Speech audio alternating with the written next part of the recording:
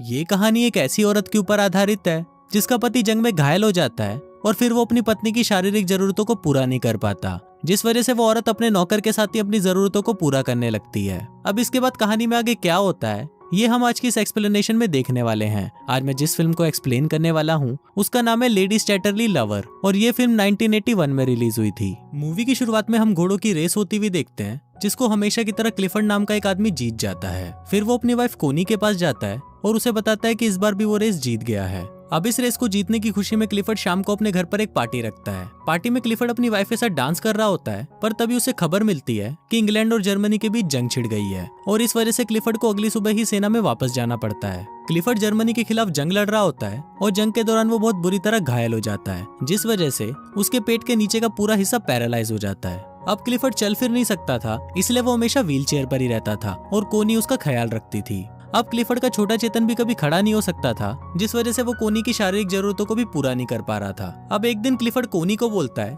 कि तुम मेरी वजह से अपनी बाकी की लाइफ बर्बाद मत करो। अगर तुम्हें कोई लड़का पसंद आता है तो तुम उससे प्यार कर सकती हो। इसके अलावा तुम दोनों का कोई बच्चा भी होता है तो मैं उसे अपना वारिस बना लूंगा। लेकिन कोनी उसे बोलती है कि मैं सिर्फ तुमसे ही प्यार करती हूँ और मुझे तुम्हारे अलावा कोई नहीं चाहिए। अब वो दोनों आपस में बातें कर ही रहे होते हैं कि तभी वहाँ पर क्लिफर्ड का गेटकीपर ओलिवर आता है। फिर क्लिफर्ड ओलिवर को बोलता है कि तुम मुझे मेरे घर तक छोड़ दो, तो ओलिवर उसे घर छोड़ने जाता है। ओलिवर की नजर जब कोनी पे पड़ती है तो उसे कोनी बहुत ही ज्यादा पसंद आती है और वहाँ से जाते वक्त वो मुड़कर बार बार कोनी को ही देख रहा होता है। एक दिन क्लिफर्ड की तबीयत अचानक खराब हो जाती है और वो लोग तुरंत एक डॉक्टर को बुलाते हैं, पर वहाँ पर एक नर्स आती है जिसका नाम मिस बोल्टन होता है और वो क्लिफर्ड का इलाज करने लगती है। इसके बाद क्लिफर्ड कोनी को बोलता है कि तुम ओलिवर के पास जाकर पता करो कि मुर्गी ने अंडे अच्छे दिए हैं या नहीं। अब कोनी क्लिफर्ड की बात मानकर ओलिवर के पास चली जाती है जो जंगल के बीच बने हुए कैबिन में रहता था।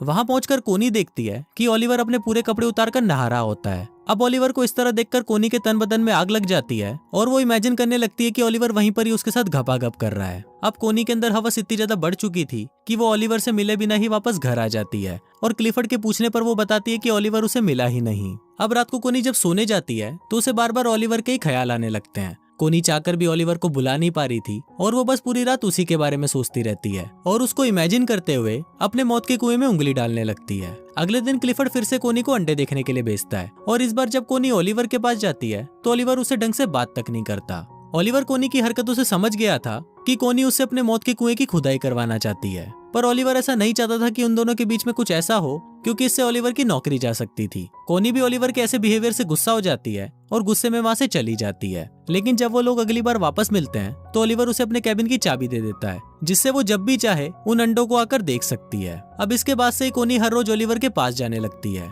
क्योंकि वो बस ओलिवर को ही देखना चाहती थी। एक बार जब ओलिवर कोनी को अंडों से निकले हुए चूजे दिखाता है तो कोनी उनको देखकर रोने लगती है। ओलिवर जब उससे पूछता है कि क्या हुआ तो कोनी उसे बताती है कि उसका कोई भी बच्चा नहीं है और क्लिफर्ड की हालत देखकर लगता है कि कभी होगा भी नहीं। अब ये बात सुनकर ओलिवर उसके पास आता है और उसे गले लगा लेता है। अब दोनों में ही हवस की आग भड़कने लगती है और वो दोनों एक दूसरे के क्लोज आते हैं और वहीं पर ही घपाघप करना शुरू कर देते हैं। लेकिन घपाघप के बाद कोनी को बहुत ज्यादा गिल्टी फील होता है और वो भागकर वापस अपने घर आ जाती है। वहां से घर आते वक्त मिस बोल्टन भी उसे ओलिवर के पास से आते हुए देख लेती है।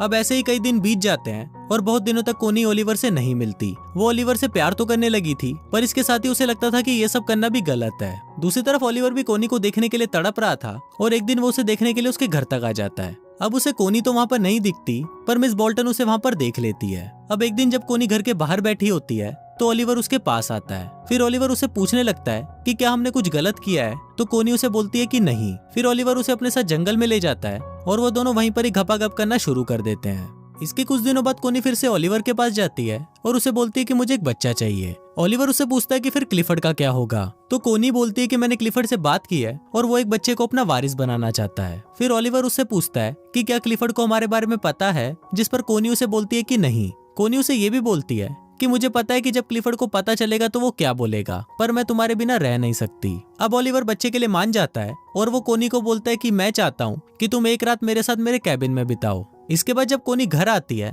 तो मिस बोल्टन को उसके बालों में से एक घास का तिनका मिलता है, जिसको देखकर वो समझ जाती है कि उसका और ओलिवर का अफेयर चल रहा है। पर इस सब के बावजूद कोनी उससे मिलना नहीं छोड़ती और वो ओलिवर को बोलती है कि मैं आज रात को तुम्हारे साथ तुम्हारे घर पर रहूंगी। वो उसे ये भी बोलती है कि मैं तुम्हारी पत्नी बनने के लिए भी तैयार हूँ, पर मैं क्लिफर्ड को नहीं छोड़ सकती क्योंकि उसे मेरी जरूरत है। फिर ओलिवर उसे बोलता है कि अगर क्लिफर्ड को हमारे बारे में पता चल गया तो तुम उसे हमेशा के लिए खो दोगी, क्योंकि मैं एक नौकर हूँ और कोई भी ऐसा नहीं चाहेगा कि एक नौकर का बच्चा वारिस बने।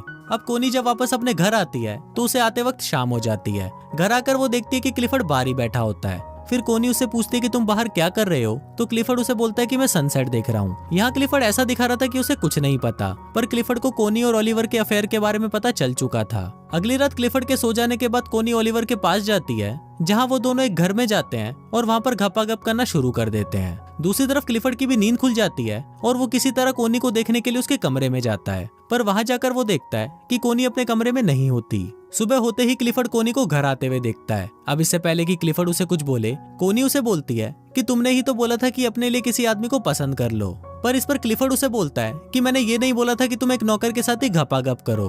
अब अगर तुम प्रेग्नेंट हो गई तो एक नौकर का बच्चा मेरा वारिस बन जाएगा। इसके बाद क्लिफर्ड कोनी को वेनिस भेज देता है और ओलिवर को भी काम से निकाल देता है। कुछ दिनों बाद वेनिस में कोनी को पता चलता है कि वो प्रेग्नेंट है, तो वो क्लिफर्ड के पास वापस आ जाती है। पर वहां आकर उसे पता चलता है कि क्लिफर्ड ने ओलिवर को काम से निकाल दिया है। ये सुनकर कोनी क्लिफर्ड पर बहुत ज्यादा गुस्सा करती है और वो ओलिवर को ढूंढने के लिए निकल जाती है। मूवी के लास्ट सीन में कोनी ओलिवर को ढूंढ लेती है और उसे बोलती है कि मैं तुम्हारे बच्चे की माँ बनने वाली हूँ। कोनी ओलिवर को ये भी बोलती है कि वो उसके साथ रहना चाहती है और वो क्लिफर्ड को भी छोड़ देगी, लेकिन इस पर ओलिवर उसे बोलता है कि तुम्हें एक बच्चा और एक वारिस मिल गया है, इसलिए तुम इसे लेकर यहाँ से चली जाओ। पर कोनी उसकी बात नहीं मानती और वो उसको बोलती है कि मैं तुम्हारे साथ ही रहना चाहती हूँ। अब ओलिवर भी उससे प्यार करता था, इसलिए वो कोनी की बात मान लेता है और वो दोनों एक साथ रहने लगते हैं। और कुछ इसी तरह से ये फिल्म यहीं खत्म हो जाती है।